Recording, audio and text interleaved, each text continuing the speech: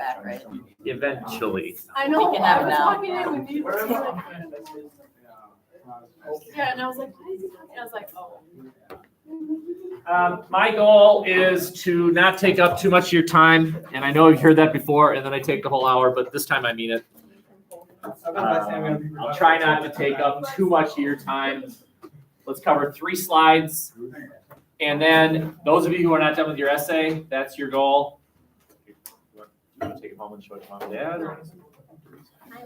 dad? Otherwise, everyone could be working on 4th quarter paper, and I will be pointing out some stuff from this unit that you might consider using for 4th quarter paper.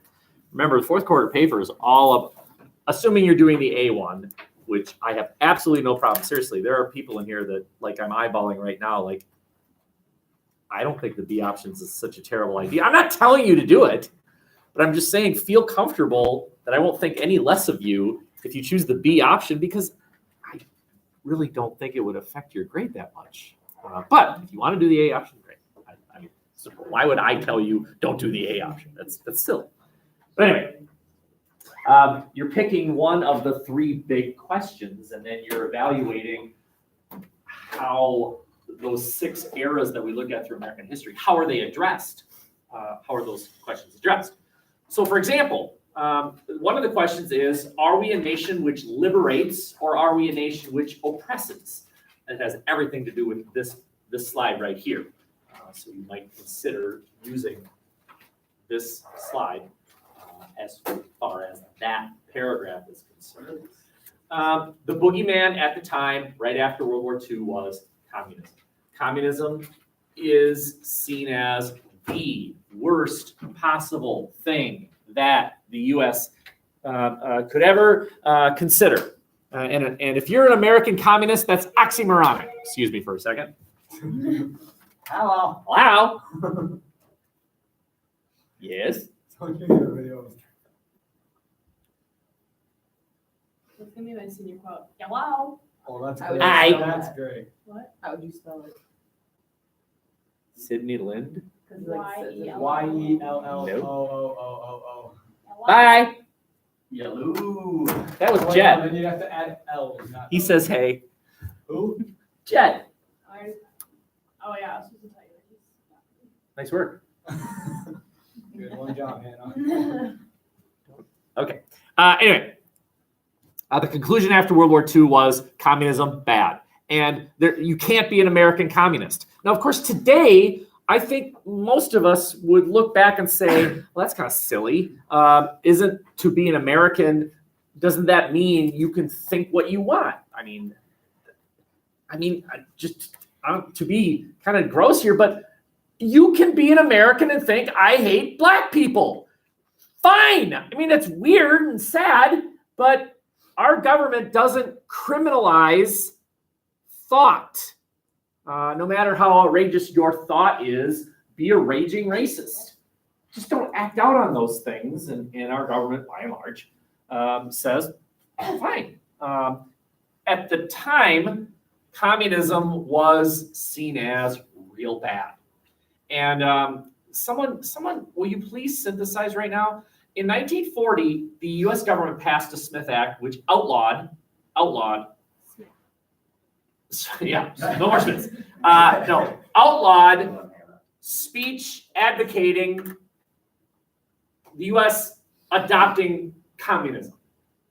So I'm looking from you for examples of previous attempts by the U.S. government to limit what was considered offensive forms of speech.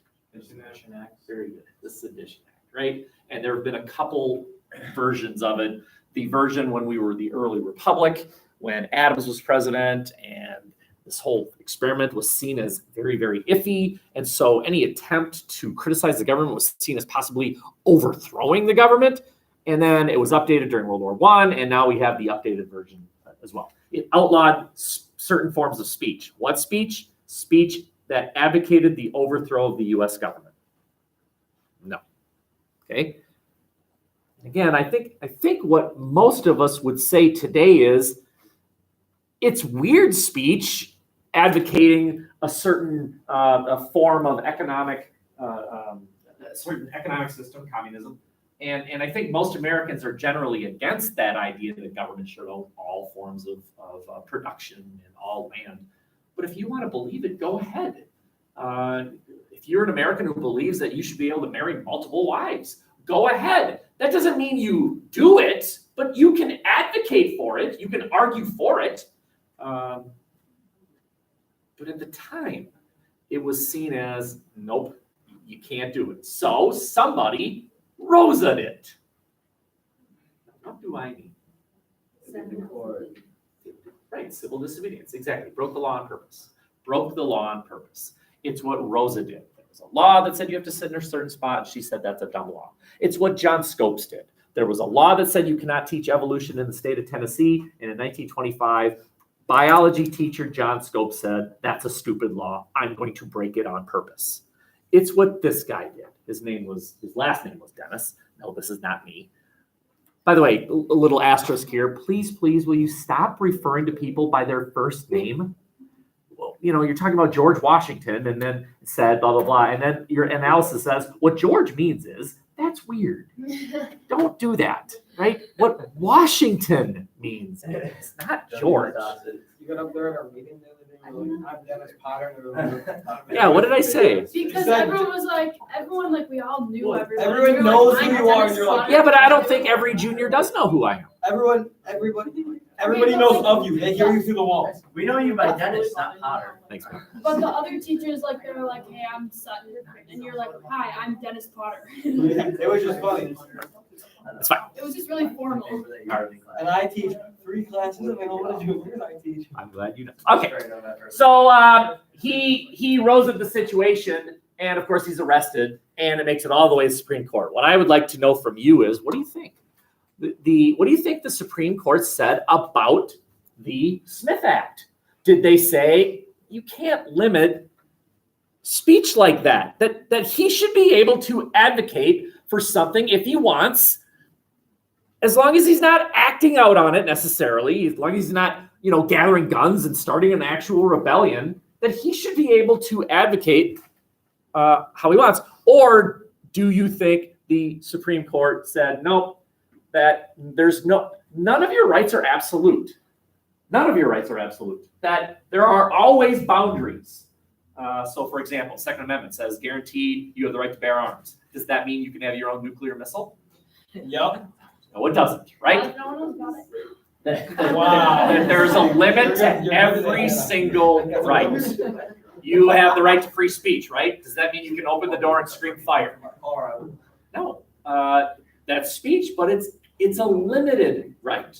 How about the government's right to limit that form of speech? So just show hands here. How many of you believe that the U.S. government sided with the guy that he had the right to express what was considered radical speech? But so what? He had the right to express it. 1, 2. Wait, the Supreme Court. You're siding with the guy, not the law. 2. Shock. I mean, How many of you say, nope, the government wins here? Okay. Well, let's see. So you are right. Yes. You two were wrong. Now, I hesitate to say that. Not that you're I thought wrong. we were saying our own opinion. Exactly. I should have said you were wrong. So you want to hate speech against Had you been on the Supreme Court, you would have sided with him. I get that. Let me rephrase that. Oh, You I was did not correctly I was saying predict what the Supreme Court said there. Yeah, I was saying what I figured happened. The caption, by the way, is just another example. What if you are expressing your speech by burning an American flag?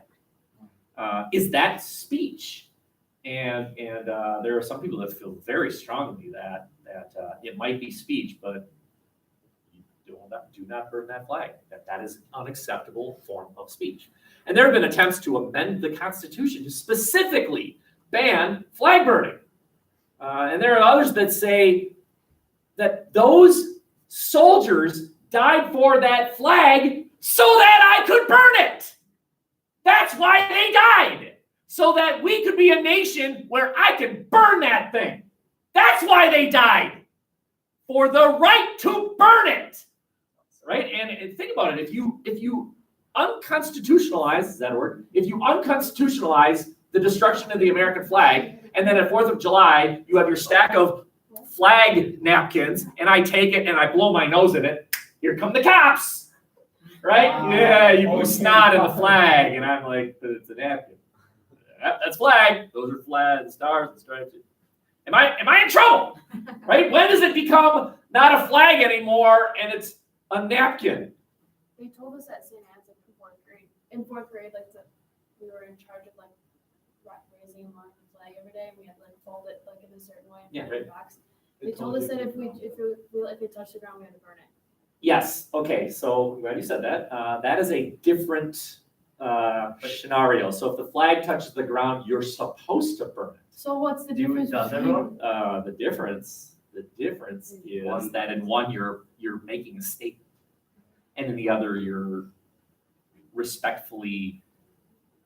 Well, I mean, what's the difference between burning Grandpa after he goes to his reward and burning Grandpa because he's a witch, right? It's the same thing, right?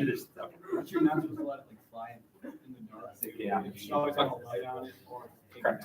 down. Just a couple other things here that are noteworthy. The U.S. Congress created a thing called the Committee on Un-American Activities, which again, I think most of us today would look and say, what does that even mean?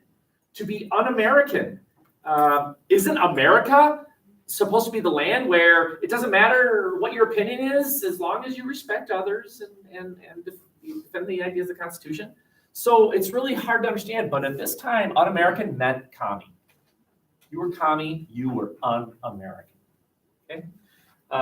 This law right here, the McCarran Internal Security Bill, required you taking an oath of office to not be a member of the Communist Party, which today it's just weird to think that they would make you take any sort of oath at all that you don't belong to a certain form of political party. It just wouldn't, I don't think, happen today. And then the final bullet here is why all this fear of communism? And it's because the Soviets got the bomb. They got the bomb. A few years after us. How'd they do it? The Rosenbergs, spies. Two people who worked at the place in New Mexico where they developed the atomic bomb, stole the nuclear secrets, and sent it to the Soviet Union, so they got the bomb. What happened to them? They were executed by the electric chair. Speaking of execution, I don't know what your opinion is about capital punishment, but man, if there was ever a person who deserved it, Texas executed him yesterday. I don't know if you've heard about this, but 1987-ish, three of your most hick hillbillies you'll ever meet, driving their pickup, of course, picked up a black hitchhiker. His name was James Bird, I can't remember. And so for funny, they decided to chain him by his arms to the back of the pickup and go for a joyride. 3 miles later, the black guy was picked up in pieces. They drove. And they know the forensic evidence proved that he was resisting for about 2 miles because they had evidence of sand in his palm of his hand. So he was fighting it for a while. Anyway, the driver was lethally injected yesterday. So yay. Well, one of the other ones was executed a few years back, and there's one left. Do they know who he is? Yeah. Oh yeah, they were all caught. So These aren't the 3 brightest bulbs ever. I know that's shocking. Guess what we did? They didn't drive to Harvard to get these guys. At St. Anne's again, we had this class, and this guy comes and talks. It's an after-school thing. He talks about like drinking and driving and all that kind of stuff. And he told us a story about him and one of his friends were sober buddies all through high school. And their senior year, his friend decided to go drink with friends, and they went and they drove, and they for fun put him on in the back of the truck, and he fell off the back, and his belt buckle got stuck on the hitch, and they drove off from 3 miles. Did that happen here? It was around. It was somewhere around. Yeah, one of It my was a first while years ago. teaching, a couple of seniors, bright fellows, decided to drink and then do a little joyride and had some people ride the back of the pickup, and one of them died. Yeah, it was probably. Yeah, it was pretty stupid. Okay. Anyway, any questions here? So you might consider using this as evidence of America the oppressor. And here it is, right? We're limiting speech. You might also argue that there was good intentions here, that there was this honest to goodness belief that communism was bad. All right. Slide number 2 of 3. You are looking at the first election after World War II. And for many Americans, the first election where FDR is not part of the picture. I mean, think about this. FDR wins election in 1932, 1936, 1940, 1944. For many Americans, he's it. He's the only president they've ever known. But life goes on, of course. And so we have Truman running for re-election. No, sorry, that's wrong. Truman running for election. He finished out FDR's term. FDR was elected in 44, but died. And that's why Truman was the one who decided to drop the bombs on Japan. FDR died then. Any of you read interesting stuff? When he became president, the War Council said, we have something to tell you, and told him about the atomic bomb. And he had no idea. The last person you tell anything to is the vice president, right? Your job is to go to parades. You don't do anything. And so that was an eye-opener for Harry. Anyway, he's president. You tell us not to call them by first name. Yeah, do as I say, not as I do. Good old Harry. Anyway, popular vote pie chart. Do you notice anything interesting? The majority goes. Oh wait, I don't. No, you're on the right track. He actually had a. Did he? I can't read. Okay, all right. Yeah, they put black writing on dark blue. 49.5. Oh Wow, he almost had it. come on. Almost had a majority, but he Closest ever? didn't. But no one has been Looking. That's Come right. on, Harry. We have nobody winning a majority of the popular vote. In other words, more people voted against Truman than for him. But more people voted for him than anyone else. How many times have we said that in this class? It happens with regularity. Most blatant example is the last presidential election where the president, it wasn't even really close in the popular vote. I mean, lost the popular vote badly. But before you're too critical, I know there are probably people in this room that say we should have the popular vote determine the presidency. And that's fine if you have that opinion. Great. But I just want you to pause for a second and consider this. You're aware that there's this thing called the United Nations? Okay? In the United Nations, how many votes does China have? One. How many votes does the United States have? One. China's population is 5 times ours. Why don't they have 5 votes? Would you be comfortable with China having 5 votes and the U.S. having? Why not? Because we wouldn't get.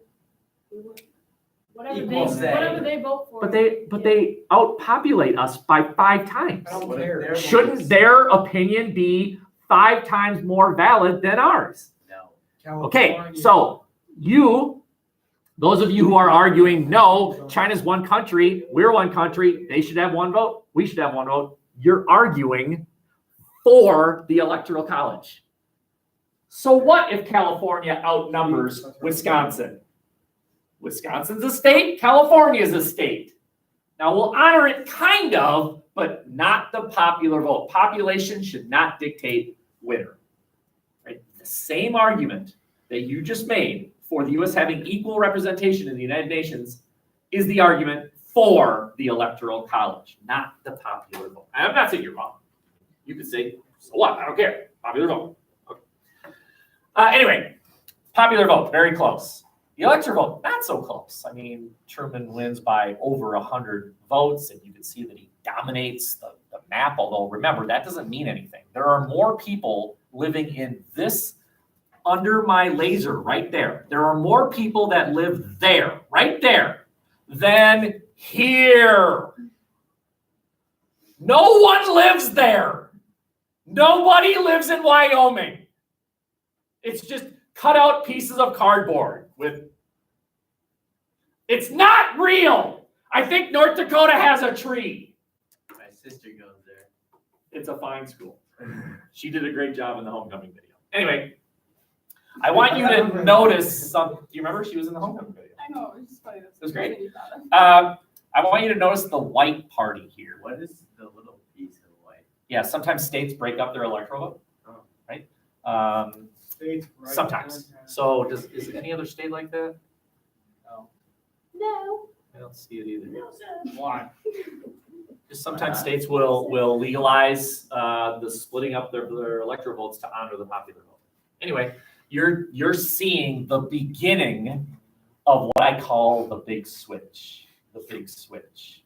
The switch from the South to a party supporting the conservative Democratic Party to a South that supports the conservative Republican Party.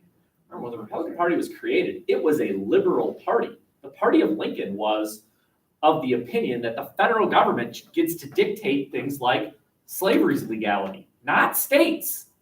And the federal government should say you cannot secede from the Union. That was the Republican Party. The Republican Party, liberal. It was the Democrats were the conservative party. And now you're starting to see hints at, wait a minute. I mean, remember, FDR was a Democrat. He was a Democrat, and yet, my God, every letter in the book could be used to describe a program that he started, right? Relief, recovery. Remember that awful slide I showed you? And there, every letter you could think of, plus some ones you've never heard of. The letter's LART, right? And you're like, I don't even know what SLART is, right? And liberal. The Liberal Democratic Party starts with FDR and continues with Truman. The liberal Truman, who supports some pretty liberal ideas like required minimum wage, started by FDR, like paying farmers directly with tax money, like expanding the TVA. Remember the TVA? Nope. Tennessee Valley Authority still exists today. The federal government operates about 40 dams. This is true today. About 40 dams in the state of Tennessee and right around in an area called the Tennessee Valley. And sells electricity to companies that exist in the area at a discount rate. The federal government competes with electric companies. And a conservative would say, well, that's not fair. You're having government compete with private industry. It's pretty popular in Tennessee, even though Tennessee, even today, is a pretty conservative state. Tennessee Valley Authority is pretty popular, even though it's a liberal idea. Right? Making Social Security cover even more people, lowering the age, lowering the retirement age, which covers more people. They raised the lower minimum wage. Raising. Yeah. So originally, minimum wage was 33 cents an hour. Today it's $7.25. So obviously they've raised it over the years. But remember, funny math, 33 cents is more than $7.25. That's more. Blow Schultz's mind and explain that to him. Makes no sense in math, makes sense in here. Because of this thing called purchasing power. You could buy more with 33 cents in the 1930s than you could buy with $7.25 today. In fact, I think if you converted 33 cents to today's money, it's like $30 an hour. But it hasn't kept pace. And conservatives would say we shouldn't have minimum wage because all you're doing with minimum wage is you're punishing small businesses who have to pay that much. If they could pay less, then small businesses could save more money and spend it on other things that small businesses do. And one of the biggest negative effects is teenagers. You have trouble getting summer jobs because companies have to pay you minimum wage. Why don't we have a secondary wage for high school students doing summer jobs? Why don't we pay them a little bit less? They'll still work, but you don't have to pay them so much. No, thank you. Okay. The white is something called the States' Rights Party. It is a rejection of what they sensed was federal impugning in on states. And the thing I'm talking about here is segregation. Segregation. Don't you tell me that we have to integrate, says Mississippi. Don't you tell us we have to let them black people in here, says Louisiana. Don't you tell it, says Alabama, South Carolina. and they elect this guy named Strom Thurmond. And he runs on this thing called the States' Rights Party. And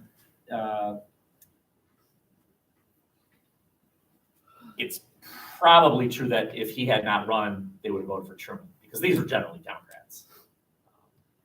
But still, you're seeing the beginning of the transformation of the South to a pro-Republican party.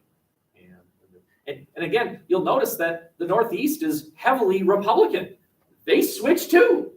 So at the same time that this becomes a heavily Republican voting area, conservative, this area becomes a heavily Democrat area voting liberal. Okay, so we'll have to keep our eyes on that and see when that happens. But you're beginning to see that result. Finally, our last topic, we're fighting the Korean War in class in 5 minutes. So everyone, go ahead and stick out your right hand.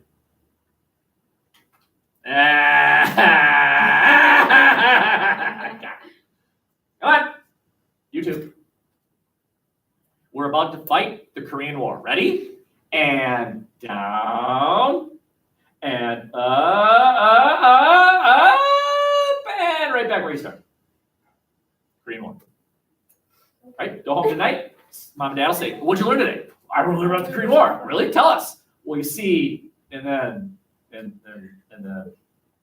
wow, who's that teacher? He deserves a raise. Dennis Potter. That's right. As you all know from yesterday. What's your middle name? Sorry. Oh, That yeah, was what's 2 your days middle ago. name? What happened? Before I tell you my middle name, allow me to explain why it's my middle name. Wait, can we guess first? You'll never get it ever. It's my mother's name. We got this. You do. Bet. What does it start with? I got this. Okay, just tell me. Potter, what does it start with? You'll never get it. Bet. What does it start with? That. Yeah, bet. G. G. It's my mother's maiden name. God. Gilbert. You didn't get it. I'm shocked. Dang it. What is it? It's Grun. Grun. Grun. My That mother's is maiden name. Grun. There are no Gruns left. So I got that middle name, and my cousin Dan got the middle name. Oh. To make sure there are no Gruns left. I'm sure there are some Gruns. What is I'm so attracted to you? This is a sociology experiment. Nonverbal communication. How do you get across these ideas without using words? Well, you girls, you fling your hair and you bat your eyes and et cetera, et cetera. Or how do you get across, get away from me without being rude? Ah! That's rude, Passive aggressive. right? So in American culture, what we do is we I gotta go. busy ourselves, with stuff. So a student walks in and I say, oh, I'll pretend I'm busy. Like, can I tell you? Really do that? No, I'm generally a nice person. All right. In order to understand the Korean War, we need to understand what happened after World War II. Japan conquered this area during World War II. Of course, they lose. They lose World War II, which means that it is no longer under Japanese control. So, as in Vietnam, what happened was the communist Soviets said, well, the Korean Peninsula is very poor. They'd like communism. We think it should be a communist government.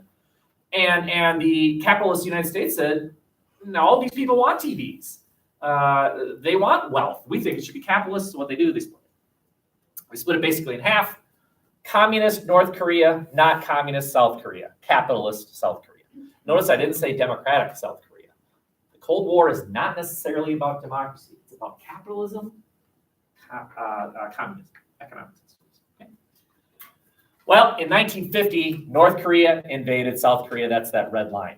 North Korea invaded South Korea, and they did very well. That's your hand going down. That's the North Koreans invading the South Korean peninsula. And this is the amazing part. This is the part that's new. What the South Koreans did was they said, help us, UN, not help us, United States, which is what France did during World War II and what Britain did during World War II. Help us, UN. And it's because the conclusion after World War II, this is important, the conclusion after World War II is international organizations need to have teeth. Think about when that country, Ethiopia, was invaded by Italy in 1936. When Ethiopia was invaded by Italy in 1936, the Ethiopians said, help us, League of Nations. Remember the League of Nations? They didn't do anything. That's right. They didn't do anything. When Japan attacked China, China said, help us, League of Nations. And the League of Nations response was, hey, Japan, maybe you should stop it. Please? And if you don't, we'll ask you to stop again. So you don't want that to happen, right? No teeth. But now, after World War II, we're going to create a United Nations with teeth, man, with teeth. There's something you need to know about the United Nations.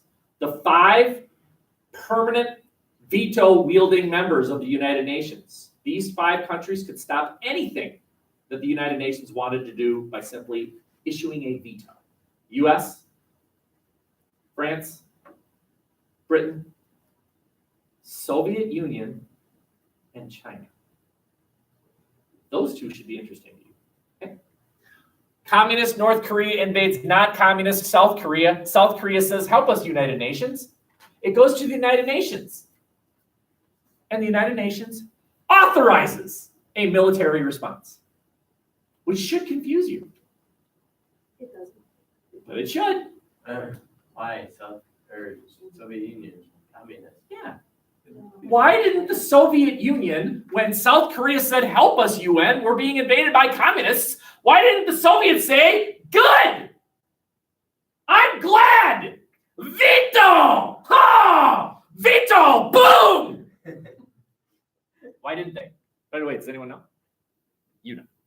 They would have been kicked out of They collapsed. Not yet. Okay. Next question. Isn't China communist? Why did they veto it?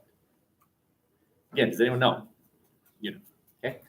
In order to understand, we need to look at this world map here and introduce you to, this is China. This thing right here, that's China. China was in a civil war. The losing side in the Chinese Civil War fled to Taiwan, that little island right there. But that's the side we wished won. That's the side the United States wished won. Where's the United Nations? Where is it located? The physical thing called the United Nations. Where is it? Where? New York. New York's in the United States. Do you know what you need to acquire in order to get into the United States? Passport. A passport. That's right. You need a passport. You need a visa. You need permission to be in the U.S. When the United Nations opened, China sent a delegation to the United Nations, and the U.S. said, oh, I'm sorry, you're not welcome here, and kicked them out. Because they didn't have a passport? Because the U.S. didn't grant the passport. because they were the communist part of China. And then China landed. Good China landed. We said, you are China. So this China was Taiwan. Well, they're not going to veto it. The Soviet Union said that is the stupidest thing we've ever heard. You're pretending Taiwan is China. They're not China. So we're boycotting the UN until you change your mind. And then the US said, oh no. Don't let the door hit you in the butt on the way out. Right? I mean, we didn't care. And then South Korea asked for help from the United Nations. The reason the Soviet Union didn't veto it is because they weren't there. The reason China didn't veto it is because China wasn't there either. Taiwan was there. Excuse me. Wow. Hi. Yeah. Sure. As long as I'm putting it on the school bill. Yeah. Bye. Okay. Was it Jenna? Yeah. No, that was Missy. So Jenna. Yeah. What you are looking at now are the blue lines. That represents the United Nations force coming to the rescue of the South Koreans. And you can see that not only did they repel the North Koreans from South Korea, they invaded North Korea. That's your hand going way up again. It went so well that the United Nations changed the goal. Think about what the original goal was. No, that was not the original goal. Yes. Yeah, help South Korea. Get the North Koreans out of South Korea. Now it's, why don't we reunite the Koreans into one nation only under a capitalist economic system. Let's do what the North Koreans wanted to do, only the other way, right? And that's them, but they got closer and closer to this magical line right here. That is the Yangtze River. Does anyone know the nation that's on the other side of the Yangtze River? Be specific now. China. Bad China. Bad, you understand? Mhm. China, not China. China. You know what I'm saying? Or as President Trump says, China. That's my Trump. Okay. Anyway, what the Chinese said was, if you get any closer, we will invade. And the commander of the United Nations force was, you should recognize that name, Douglas MacArthur, right? The American Douglas MacArthur. And he, interestingly enough, he's the guy that said we should never have used nuclear weapons against Japan. But boy, he was a fan of them in this war. Come on, let's go. We're gonna fight China eventually. We have nukes, they don't, let's use them. And the president at the time, Truman, says, no, we are not going to nuke China over this United Nations military action. So no, MacArthur, no, not. Okay, the Chinese did invade and pushed back the United Nations force, basically the starting line where a ceasefire was signed.